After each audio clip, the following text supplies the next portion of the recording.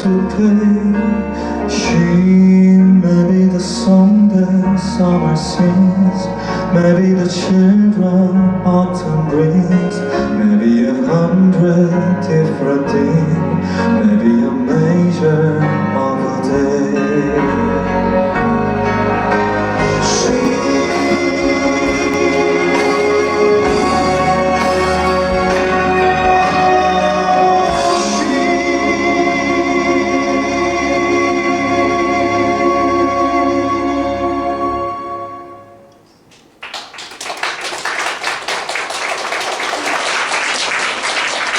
예, 저는 김창호라고 하는 사람이고요. 말도 하고 글도 쓰고 사람들의 이야기도 듣고 뭐 그런 사람이에요. 그래서 여러분들하고 오늘 영화를 통해서 특히 우리의 마음, 우리의 관계, 오늘 특히 주제 우리의 욕망 이런 것들 함께 얘기해 보려고 합니다. 제가 이제 우리 와이프하고 첫 미팅 때 만나서 결혼하고 30년간 산 이 시대 진정한 로맨티스트라고 할 수 있겠죠. 한 여자랑 30년간 살면서 이 추세로 살면 계속 살겠구나.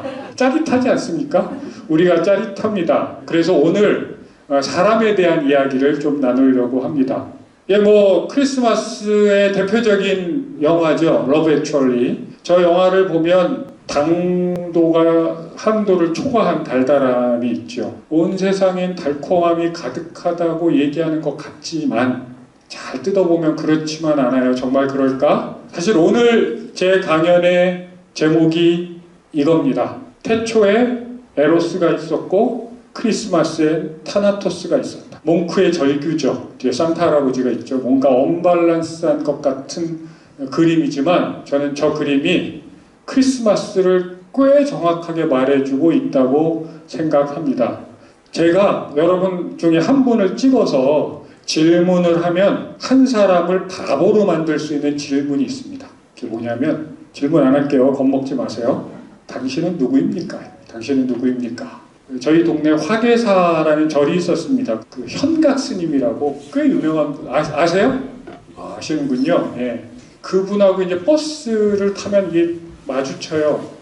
그분의 자서전을 읽어봤습니다. 이분은 영어도 뭐 잘 못하는 분이고, 근데 이제 절에 앉아가지고 선문답을 막 하는 거예요. 그때 받았던 질문이 영어로 Who are you? 였답니다. 여러분 누구십니까? 그럼 뭐라고 대답하실래요? 그 지성인이 자기는 쇼펜하우어를 전공했고 자기의 철학적 사상은 뭐 쭉 설명을 했더니 제가 볼 땐 숭산 스님이라는 분이 하나도 못 알아들었어요. 못 알아들었을 게 분명히. 근데 말을 툭 자르더니 No. My question is Who are you? 한 10분을 Who are you? 이 정말 짤막한 너무도 단순한 영어를 듣는데 등에서 식은땀이 나더래요. 자기가 누구인지 대답을 할 수 없었다는 거예요. 저도 한번 곰곰이 가끔 생각해 보거든요. 나는 누구이지? 심리학에서 제일 정의하기 힘든 주제가 셀프입니다. 자신이 뭐냐? 제일 쉬운 건 뭐냐면 내가 뭐 해먹고 사는 인간이냐가 제일 쉽죠. 그리고 우리가 그걸 따라서 우리 아이들부터 자기 정체성을 삼습니다. 넌 뭐하지? 난 영어학원 다니고요. 난 영어 유치원도 다니고요. 난 이러이러한 공부를 할 거고요. 애들한테 너 희망이 뭐냐? 그러면 다 직업을 말합니다. 그러면 어떤 문제가 생기냐면 회사에서 잘리는 순간부터 내가 없어지죠. 그래서 우리가 오늘 하고 싶은 질문은 네가 뭘 하는 사람은 화다유가 아니라 후아유가 뭐냐고. 여러분은 누구십니까? 이 질문에 선뜻 대답할 사람들이 많지 않아요. 왜냐하면 무의식도 알아봐야 되고 의식도 모르는데 내가 뭔 생각하고 있는지도 모르는데 내 무의식을 어떻게 알겠어요? 그래서 저는 이거부터 찾자고 말하고 싶어요. 내가 원하는 게 뭐냐?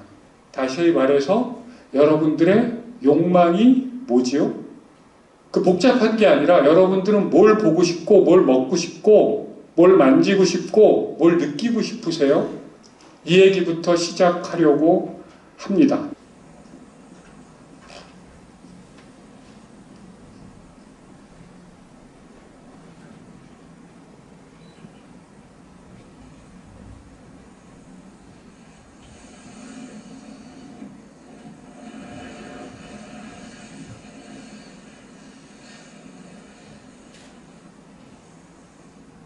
있습니다. 이 영화는 한 40금쯤 되는 영화입니다. 제레미 아이언스가 맡은 저 중년 남성은 박사에다가 굉장히 유명한 정치인에다가 런던 한복판에 굉장히 큰 집, 아내도 중년 여성이지만 굉장히 우아하고, 근데 자기 아들의 애인하고 불륜 관계에 빠져버린 거예요.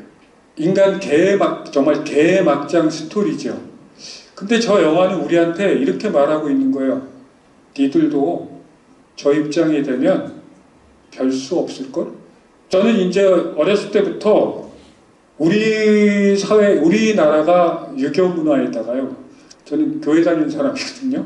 그 기독교인에다가 뭐 이렇게 짬뽕이 돼서 욕망은 호환과 마마 같은, 그래서 욕망 근처에도 가면 안 될 것 같은 압력 속에서 살았습니다. 인류에서 저런 시도들은 굉장히 많았습니다. 물론 우리나라는 유교 문화였기 때문에 만만치 않았죠. 한번 중세로 가볼까요? 욕망을 다스리는 서양 사람들의 고전적 방식이었습니다. 저게 채찍 고행단이라고, 저 사람들은 채찍을 들고 등짝에다 짝짝 소리를 내면서 자신의 욕망을 다스렸습니다. 이런 식으로 자신의 욕망을 억누르고 다스리고, 저렇게 하면 저 끔찍한 욕망으로부터 나를 지킬 수 있었다고 믿었습니다. 과연 그럴까요? 사람이 동물임을 잊을 때 짐승만도 못한 짓을 하게 된다. 그래서 우리는 욕망이 잔뜩 있는 사람이에요. 저 스포트라이트라는 명작이 있거든요. 저기에 보면 보스턴에서 있는 신부들이 아동 성추행을 하는 걸 고발했던 기자들의 얘기입니다. 실화예요. 수천 건이었어요. 수천 건. 동서고금을 막론해서 저런 일들이 계속 벌어지고 있었던 거죠. 대표적으로 욕망을 억눌렀던 사람들의 집단에서 1차적으로 나는 동물이구나. 이건 나를 비하하는 게 아니라 내 욕망은 없앨 수가 없구나. 사라지는 게 아니구나. 그래서 저에게 가르침을 준 유명한 사람이에요. 자크 락강인데요. 욕구와 욕망을 나눴어요. 욕구는 이런 거죠. 아기가 엄마 젖을 먹습니다. 배부르면 어떻게 돼요? 더 안 먹어요. 욕망은 뭐냐면 엄마 젖을 먹는 거로 만족하지 않고 엄마와 애착을 갖고 싶다. 엄마의 사랑을 받고 싶다. 욕망은 절대 채워질 수 없다고 말하는 한 사람이 바로 자크 락강이에요. 런던에 프로이드 박물관이 있습니다. 저 사람이 그런 말을 저한테 해준 것 같아요. 제가 번역을 한다면. 진실을 말하고자 하는 욕망은 우리가 아무리 억눌러도 절대로 없어지지 않는다. 그 욕망은 몸으로 나타나게 돼 있다. 그래서 그 욕망을 억눌러서 없어질 수 없다고 절대로 never 일단 인정하라는 거예요. 너한테 그 욕망이 있다는 걸. 그래서 제가 선택한 제목이 태초에 에로스가 있다입니다. 저게 샤갈이 그린 에덴 동산이죠. 샤갈은 에덴 동산에 로고스가 아니라 에로스가 있다고 말하는 것처럼 보입니다. 벌거벗은 아담과 하와, 그리고 거기에 로맨스도 싹트고 에로스를 통해서 태초에 이성인 로고스가 아니라 우리의 몸으로 가지고 있는 욕망이 존재하지 않았을까. 러브 액츄얼리를 보면 다양한 욕망들이 나타납니다. 저게 불륜도 있고요. 그리고 진짜 설레이는 연애도 있고. 그런데 그게 얼마나 갔을까요? 저 오른쪽 작품은 제가 최초로 바람피는 사람들을 정서적으로 이해하게 한 영화입니다. 로버트 드니로와 메릴 스트립이죠. 저 둘이 아주 사랑하는 배우자들이 있었음에도 불구하고 우연히 로맨스에 빠집니다. 그래서 둘이 그냥 막장 스토리 같은데 연기 머신들이 하는 그 눈빛을 통해서 제가 설득이 돼버렸어요. 20대 초반이었거든요. 그 전까지만 하더라도 저런 인간들은 바로 구속시켜가지고 무인도에다가 감금시켜야 된다고 믿었거든요. 근데 제가 누구나 저럴 수 있겠다는 생각을 하게 됐어요. 저게 프로이드가 말했던 겁니다. 우리 안에 그런 욕망이 있다고. 그 욕망은 절대로 채워질 수 없는 거라고. 그래서 욕망을 억눌러도 안 되지만 무한히 욕망을 증식시켜봤자 그것도 힘들걸? 이라고 말하고 있는 겁니다. love, love, love, love.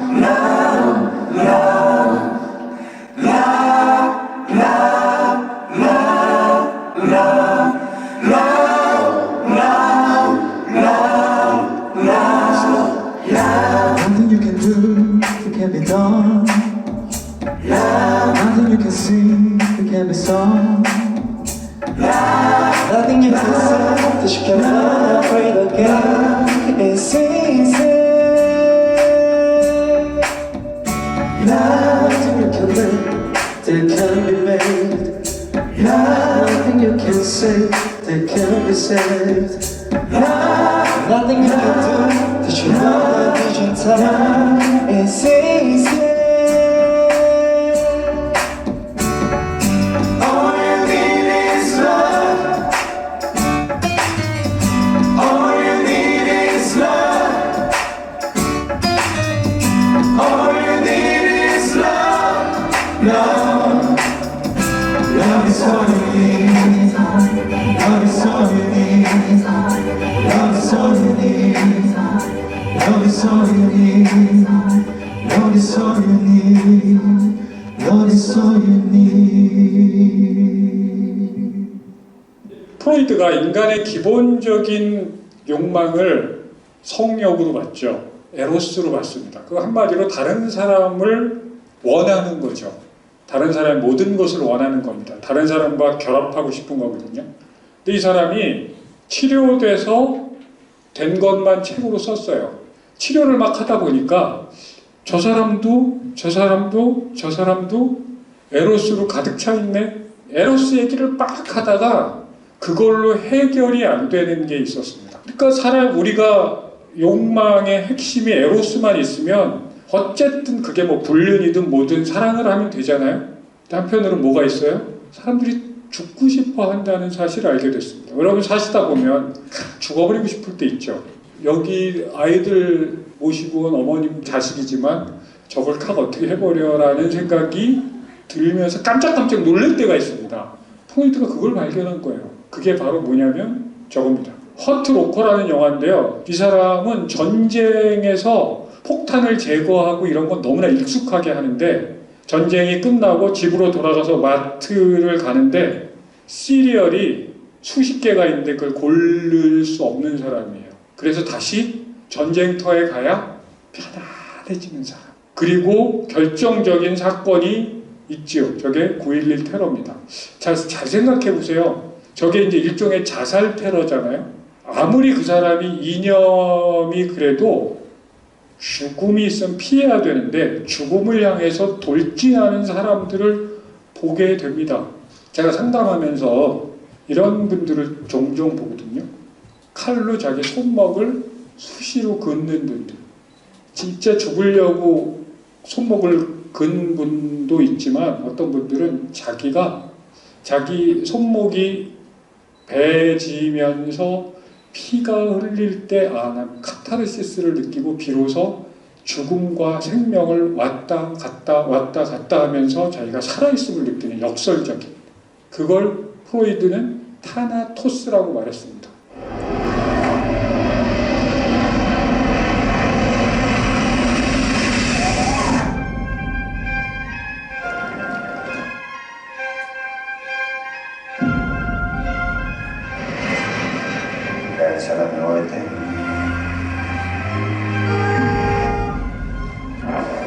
Buenas noches, ¿no solo?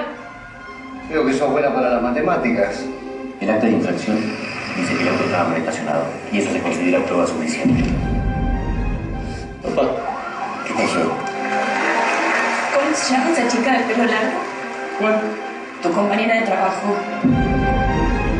Por culpa de ese tipo se suicidó tu papá y lo único que se te ocurre es insultarme. te estoy diciendo que el cordón estaba sin pintar. ¿Sabés que sos un negro resentido? ¡Forro! No te puedo creer.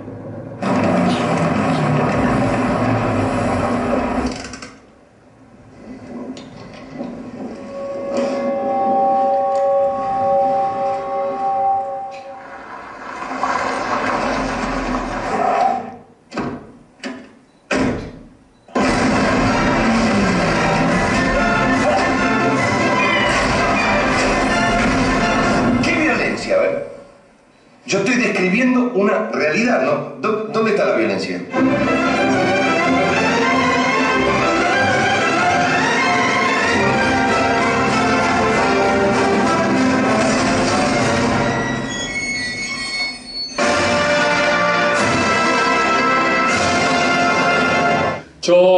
영화를 보면 저게 이제 스페인 아르헨티나 합작 영화인데 제가 옛날에 우리 집 앞에 주차 공간은 아니었어요. 차를 세웠는데 견인이 된 거예요. 열 받아요, 안 받아요? 여러분들은 다 부자여서 다 차고에 차를 넣고 사시나 봐요. 정말 다 때려부시고 싶더라고요. 여러분 살면서 다 때려부시고 귓방망이라도 한번 올려붙이고 싶은 순간순간들 우리 안에 그게 파괴 본능이거든요. 근데 저 영화는 그걸 다 보여줍니다. 막 쥐약 먹여서 아빠를 죽인 놈을 또 죽이고 때려부시고 우리한테 그걸 말하는 거예요. 니네도 사실 그러고 싶지? 우리 안에 그런 파괴 본능이 있다는 거죠. 그걸 프로이드가 발견한 거예요. 그리고 이 아저씨, 저 아저씨가 맞는 게 좋아요, 싫어요? 저 아저씨는 계속 이유 여하를 막론하고 사람들을 두들겨 패줬으면 좋겠어. 저걸 보면서 우리의 타나토스가 해결되는 거예요. 근데 우리는 저걸 보면서 대리 만족을 하지요. 저걸 프로이드가 이렇게 말했습니다. 쾌락 원리를 넘어서 우리는 쾌감을 얻기 위해서 산다. 그리고 쾌감이 억압될 때 병들고 우리는 심지어는 정신이 이상해지고 우울해지고 편집증이 생기고 그렇게 봤는데 그걸 넘어서는 게 또 있더라. 죽음을 향해서 나아가는 죽고 싶고 죽이고 싶은 원리들이 인간에게 있더라고 본 거예요. 그래서 저걸 그냥 악마적이라고 봤습니다. 근데 제가 이제 여기서 묻고 싶은 게 저게 악마적이기만 한 걸까요? 저분이 얼빈 얄롬이라는 아저씨인데요. 사람이 마음이 병드는 건 죽음을 회피하려고 해서다. 우리가 한계가 있고 우리가 결국은 우리가 유한한 존재고 우리가 언젠가 죽고 아프고 이런 것들을 피하고 싶죠. 그래서 힘든 거 보고 싶지 않고 그게 우리를 병들게 하는데 그걸 볼 수 있어야 우리는 건강해지는데 그건 마치 태양을 보는 것과 비슷하기 때문에 죽음을 마주보기 힘들다. 보통 여러분 다 죽는 줄 아시죠? 그래서 아픈 거 힘들고 싫으시죠? 그게 우리가 어른이 됐다는 얘기예요. 6세에서부터 사춘기 되기 전까지는 죽음에 대한 생각이 잠복돼 있대요. 그래서 우리 아이들은 죽는 것에 대한 생각을 잘 안 하고 산대요. 그게 뭐랑 같냐면 성에 잠복이 되죠. 보통 초등학교 아이들, 유치원 아이들 사춘기가 되기 전까지는 성욕의 갈등을 많이 느끼지 않습니다. 죽음에 대한 생각이나 성욕이나 이런 것들로부터 갈등하지 않는 인생에서 얼마 안 되는 짧은 시기가 있어요. 영유아기를 벗어나서 유년기 얼마 안 되는. 제가 볼 때는 인간이 그때 가장 갈등 없이 행복하게 놀 수 있는 시기라고 저는 봅니다. 이 시기에 뭘 해야 될까요? 그런 전혀 갈등이 없이 그냥 그 자체를 보면서 놀고 죽음에 대한 공포 없이 놀고 이럴 수 있는 몇 안 되는 시기가 언제라고요? 어린이 때, 유년기 때. 이때 마음껏 놀고 내 내면의 힘을 길러야 될 때 우리는 아이들을 안에다 가두고 공부를 시키고 그런 일들을 합니다. 청소년기가 되고 청년기가 되죠. 이때는 적어도 죽음에 대한 생각을 좀 덜 하게 됩니다. 왜냐하면 앞으로 뭐 하고 살 건지 고민해야 되고 내가 누구를 좋아하고 설레이고 이런 생각들을 하면서 죽음이 잠복이 됩니다. 그러다가 이제 중년기가 되고 가끔 친구들도 한두 명 죽고 그리고 친구 부모님 장례에 가면서부터 죽음에 대한 두려움이 생기기 시작하지요. 요즘 저한테 오는 압도적인 메시지는 뭐예요? 건강하세요. 늙은 거예요. 누군가가 내 건강을 걱정해주기 시작할 때 늙기 시작한 거죠. 그때 우리는 죽음에 대한 생각을 하게 됩니다. 심하게 말하면 나는 죽음과 멀지 않구나라는 사실을 마주하고 그것들을 보기 시작하면 우리는 조금씩 더 건강해질 수 있다는 거예요. 그리고 한 발짝 더 나가서 이런 말씀을 드리고 싶어요. 어빈 얄롬이 어떤 엄마하고 상담을 했는데 미국 얘기예요. 청년이 된 아들이 무슨 파티를 하다가 마약을 먹지 않았느냐는 경찰의 의심을 받고 그냥 마약 검사를 했을 뿐이에요. 마약 중독자로 판명이 난 것도 아니고, 근데 비정상일 정도로 이 엄마가 거의 노이로제에 걸려서 불안이 넘쳐서 상담을 한참 받다가 그런 것들을 서로 발견했다는 거예요. 엄마가 왜 그렇게까지 과도하게 아들의 문제에 집착하면서 공포에 떨었을까 하다가 이런 결론을 내렸대요. 그 아들을 통해서 죽음을 극복하고 영원히 살고 싶었구나. 그래서 진화생물학자들이 이렇게 말하잖아요. 우리는 우리의 DNA를 다음 세대에 전하는 숙주다. 우리가 아이들한테 그렇게 집착을 하고, 그리고 아이들 공부 못하면 어떻게 돼요?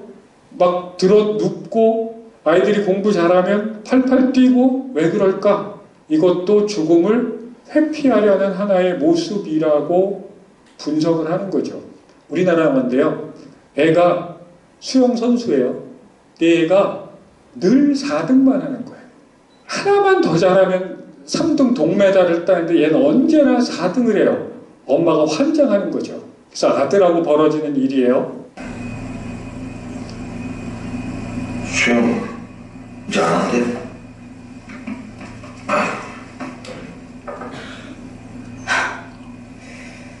정말이야 너? 준호야 너 진짜야? 어? 일로 와봐 준호.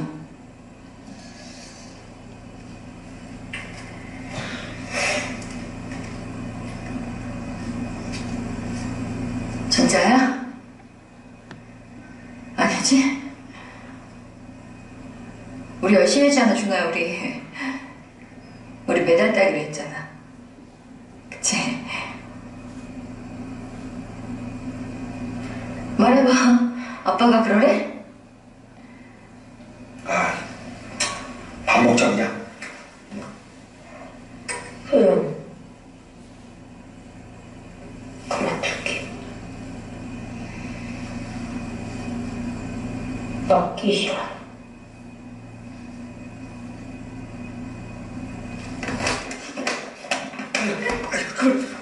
네가 왜 뜨거운 아빠고 수영 그만둬? 네가 무슨 머리로 수영 그만둬? 이 나쁜 놈의 자식아! 엄마하고 같이 열심히 했잖아. 네가 왜 네 맘대로 수영 그만두냐고? 이걸 뭐라고? 엄마가 너보다 더 열심히 했는데 네가 무슨 머리로 나 혼자 수영을 이 나쁜 놈의 새끼야! 야, 이 나쁜 놈의 새끼야! 한석봉의 엄마 같은 엄마. 공감이 되시죠? 전형적인 한국 엄마예요. 이제 몇 시간 내가 너보다 더 열심히 했는데. 우리나라에서 벌어지고 있는 일입니다. 그냥 저걸 이렇게 보니까 우스워 보이지만 실제로 우리 옆집에서도 일어나고 있고요. 우리 앞집에서도 일어나고 있고요. 우리 집에서도 일어났던 일입니다. 아이가 대학에 떨어져요. 나 이제 어떡하지? 그럼 굉장히 지극히 정상적이고 건강한 애예요. 근데 우리나라 애들은 어떻게 생각해요? 떨어지죠. 그럼 무슨 생각, 누가 먼저 떠오를까요? 우리 엄마 어떡하지? 이때부터 문제가 복잡해지는 겁니다. 얄롬의 분석에 의하면. 그래서 내가 못 이룬 꿈을 쟤를 통해서 이루어야 나의 다른 DNA가 다른 세대로 넘어가는 겁니다. 죽음이라는 걸 건강하게 해석을 하면 에로스는 연합하고 연결하는 에너지고요. 타나토스는 죽음은 분리하는 에너지거든요. 우리 아버지는 나름 즐겁게 인생을 사신 분이라 그런 게 없었는데 우리 엄마는 자신보다 자식들을 더 사랑하셨어요. 그게 얼마나 부담스러운지 아시죠? 제가 그때 결심을 했죠. 우리 엄마하고는 상의하면 안 되고 통보를 해야 되겠구나. 마치 보리수나무 아래 깨달음을 얻듯이 깨달았어요. 그리고 제가 그때부터 인생이 편해졌습니다. 근데 보웬이라고 가족 치료를 거의 창시하다 싶은 사람이 건강한 사람을 뭐라고 얘기했냐면 원가적으로부터 정서적으로 분리된 사람이다. 그래서 우리한테는 에로스와 타나토스라는 두 가지 욕망, 그리고 이 두 가지 모순되는 욕망으로 모두가 예외 없이 똘똘 뭉쳐져 있다. 그리고 영화는 두 기둥입니다. 하나는 로맨스예요. 영어 원제로 워털루 브리지거든요. 우리말로는 애수라고. 그래서 헐리우드 영화의 한쪽은 로맨스가 주구장창 나오는 겁니다. 그리고 또 하나는 저겁니다. 저 영웅 본색. 그냥 그대로 도망가면 사는데 친구 때문에 어떻게 해요? 죽으러 가잖아요. 총 10발 이상을 맞고 할 말 다 하고 죽잖아요. 쏘죠, 지달자와 멘테오도와 이러면서 막 죽어갑니다. 저게요. 저게 타나토스예요. 죽음을 향해서 뚜벅뚜벅 걸어가는. 근데 실제로 저런 인간들은 없지만 그걸 보면서 우리의 뭐가 버튼이 건드려지는 거예요. 우리의 타나토스가. 저걸 홍콩 누아르라고 하는 거죠. 죽음을 향한. 그래서 가만히 보시면 상업 영화의 양대 기둥은 로맨스를 에로스를 충족시키거나 타나토스를 충족시키는 둘 중에 하나로 이야기가 됩니다. 결국 어른이 되는 과정은 저 빌어먹을 사춘기. 왜 사춘기 애들이 힘드냐면요. 저 두 가지를 동시에 느끼는 거거든. 그런데 이게 억압된 거는 반드시 더 무시무시한 게 돼서 우리한테 돌아온다.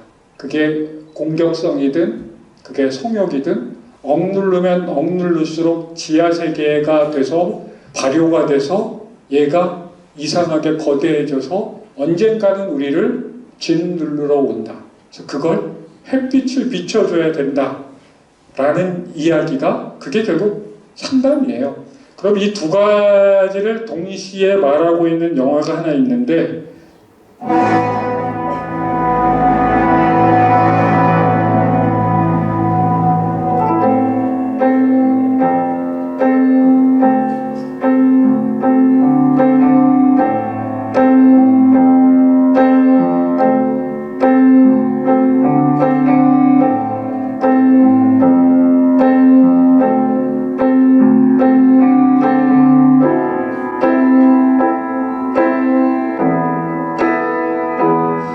This is the end.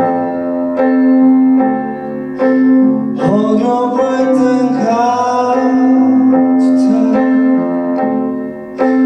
Feel the years moving there. Hear my voice.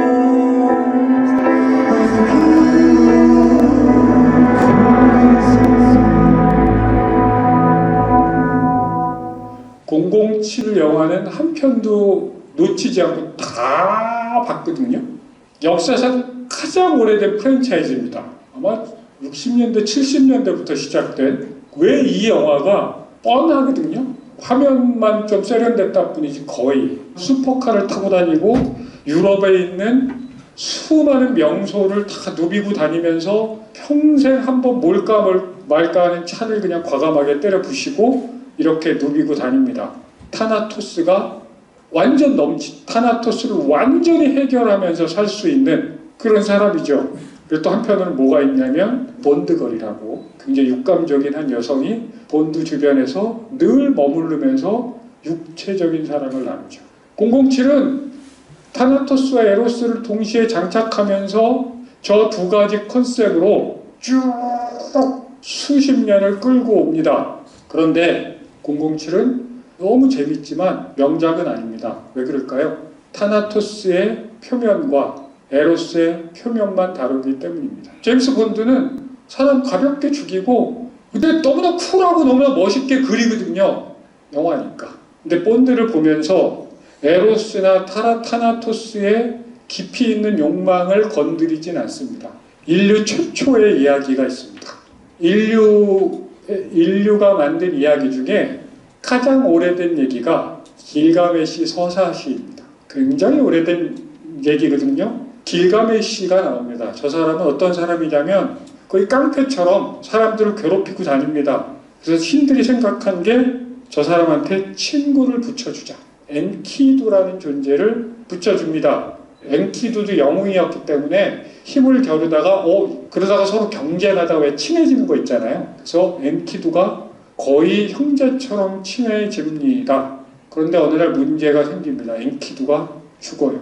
그리고 길가메시가 태어나서 처음으로 두려움이라는 감정, 슬픔이라는 감정을 느낍니다. 그리고 이렇게 고백합니다. 그대는 암흑이 되어버렸고 내 말을 들을 수도 없다. 내가 죽으면 나도 엔키두처럼 될 것이 아닌가. 슬픔이 내 가슴에 스며든다. 나는 죽음이 두렵다. 이 슬픔과 두려움의 감정을 느낀 다음부터 길가메시에게 놀라운 변화가 찾아옵니다. 그가 드디어 인간 같은 인간이 되는 거예요. 그 전까지는 자기의 힘을 막 남용합니다. 다른 이에게 타나토스였어요.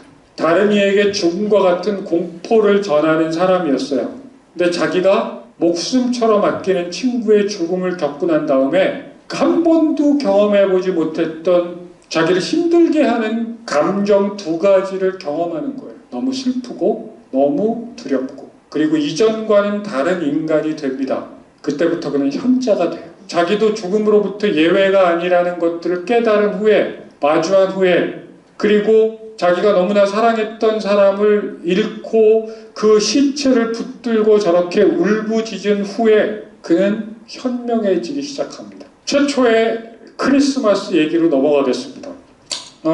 제가 요즘 20대 남성들에게 추천하고 싶은 책이에요. 최근 칼 융이라는 심리학자가 있어요. 그 심리학 그걸 전공한 사람이 쓴 책인데, 왕, 전사, 마법사, 연인이라는 책이에요. 소녀는 폭군이라는 거예요. 엄마를, 아빠를 마음대로 조종하고 거기에 고통과 두려움과 불안과 분노와 이런 것들을 잘 건너가면 그가 소년에서 남성이 되면 그는 현명한 왕이 되고, 그리고 그냥 영웅놀이하는 영웅에서 전사가 된다는 거예요. 폭군이 힘이 있을 때 어떤 일이 벌어지느냐. 최초의 크리스마스 얘기죠. 다 아실 거예요. 헤롯이라는 왕이 있었습니다. 오스카 와일드나 이런 상상력에 의하면 그는 자기 이붓딸인 살로메한테 욕정을 느끼는 에로스한테 잡혀 먹힌 그런 추악한 왕이고요. 그는 폭력성에 사로잡힌 사람이어서 예언자들이 예언한 한 인물이 아기로 태어났다는 사실을 알고 2살 밑의 아기들을 죄다 죽여버리는 그런 폭군이 됩니다. 우리가 소년에서 남성으로 되지 않으면 그건 여성이나 남성이나 다 마찬가지죠. 나보다 힘이 없는 사람들, 아이들, 후배들, 다음 세대의 생명을 빼앗는 것들을 한다. 그게 최초에 일어났던 크리스마스의 타나토스였습니다. 그래서 저는 최초의 크리스마스는 타나토스, 죽음의 그림자, 폭력성으로 얼룩진 계절이라고 생각하는 거죠. 이제 결론으로 가겠습니다. 저는 제 안에 있는 욕망이 되게 두려웠어요. 이 욕망을 어떡하지? 욕망을 주체 못해서 사람들을 고통을 주는 수많은 사람들을 보면서 저는 그게 굉장히 두려웠어요. 그러면서 이 영화가 생각났습니다. 라이프 오브 파이라는 영화가 있어요. 파이라는 소년이 조난이 돼서 리차드 파커라는 호랑이와 함께 망망대해를 건너갑니다. 저 호랑이가 같이 있는 한 이 항해를 할 수 없다고 생각하죠. 그래서 막 머릿속으로 이 호랑이를 어떻게 죽일까를 생각해요. 내 말도 안 되는 계획을 세우다가 어찌 호랑이와 함께 항해를 하게 됩니다. 그래서 저 소녀는 저 호랑이 앞에서 두려워서 떱니다. 그러다가 이상한 걸 발견하기 시작해요.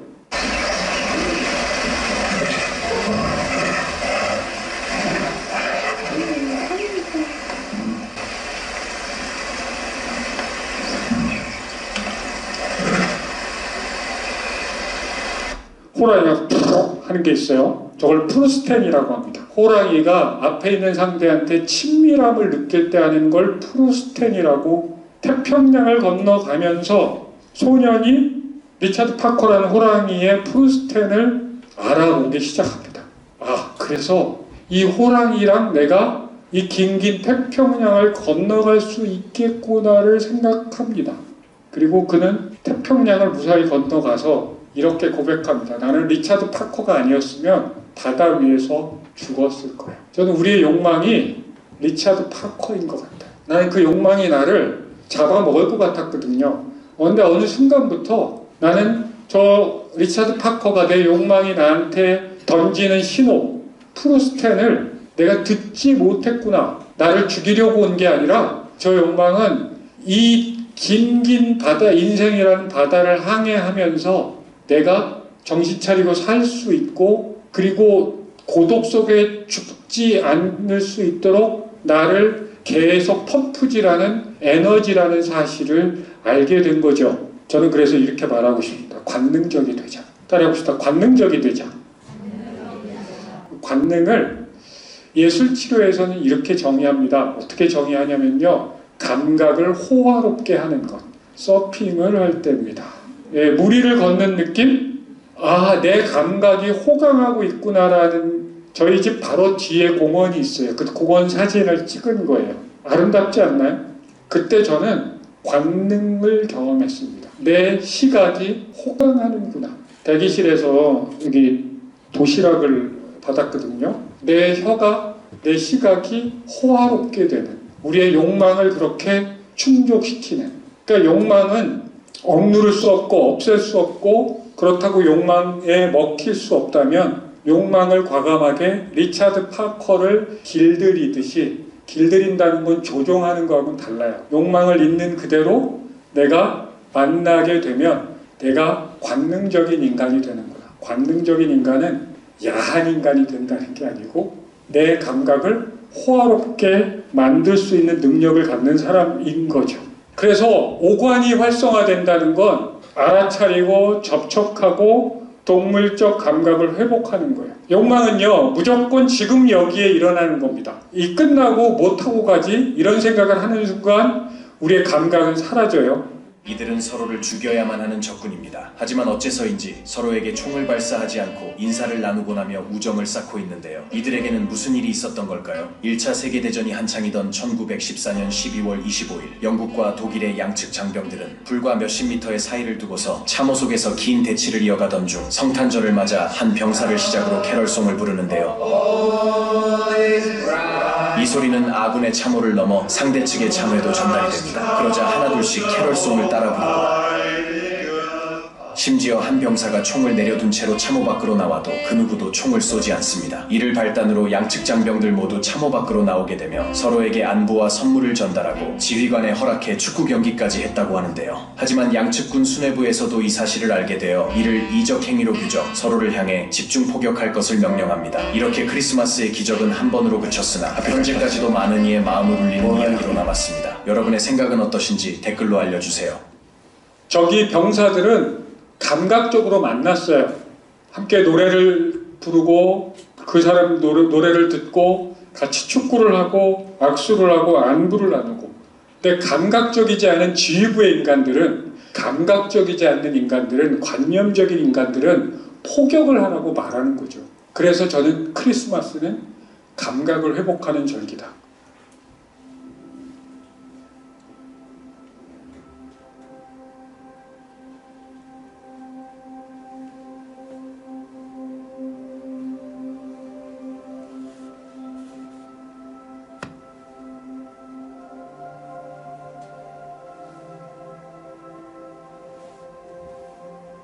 Whenever I get gloomy with the state of the world, I think about the arrivals gate at Heathrow Airport. General opinion's starting to make out that we live in a world of hatred and greed. But I don't see that. Seems to me that love is everywhere. Often it's not particularly dignified or newsworthy, but it's always there. Fathers and sons, mothers and daughters, husbands and wives, boyfriends, girlfriends, old friends. When the planes hit the Twin Towers, as far as I know, none of the phone calls from the people on board were messages of hate or revenge. They were all messages of love. If you look for it, I've got a sneaky feeling you'll find that love actually is all around.